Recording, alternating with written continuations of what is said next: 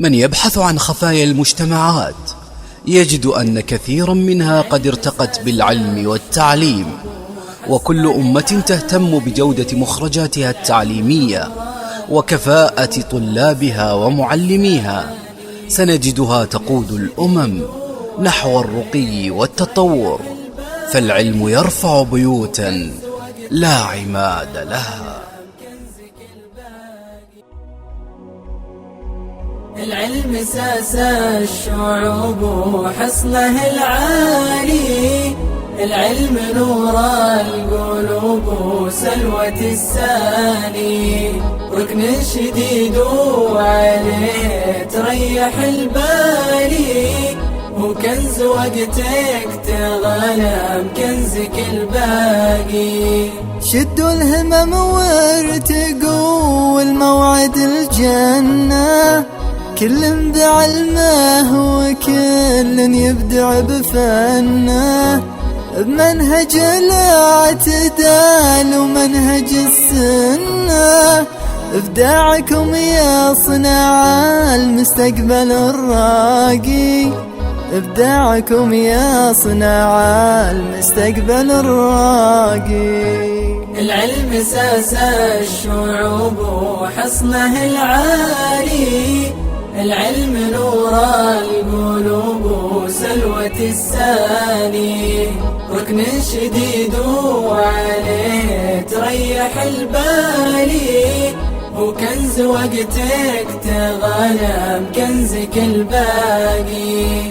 والمعلم من ضمير يحب وجلالي، اللي صبر لاجلنا في مر في حالي، كل الثنا والوفا ينساقن الغالي، اللي زرع طيب واثمر طيب الاوراقي، اللي زرع طيب واثمر طيب الاوراقي. العلم ساس الشعوب وحصنه العالي، العلم نور القلوب وسلوة الساني، ركن شديد وعليه تريح البالي، وكنز وقتك تغنم كنزك الباقي.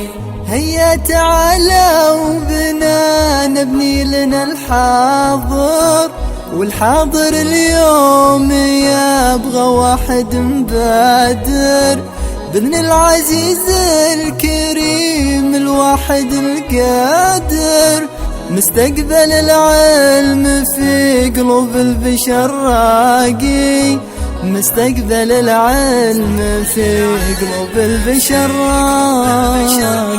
العلم ساس الشعوب وحصنه العالي، العلم نور القلوب وسلوة الساني، ركن شديد وعليه تريح البالي، وكنز وقتك تغنم كنزك الباقي.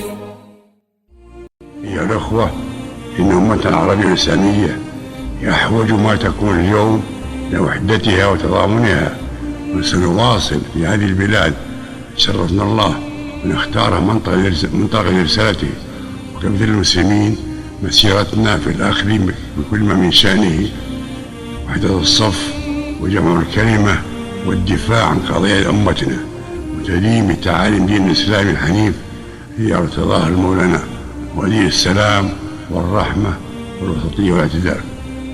والله حسن أن يوفقني لخدمة شعبنا العزيز وتحقيق أعماله، وأن يحفظ بلادنا وأمتنا الأمن والاستقرار، وأن يحميها من كل مكروه، إنه ولي ذلك والقادر عليه، ولا حول ولا قوة إلا بالله. والسلام عليكم ورحمة الله وبركاته.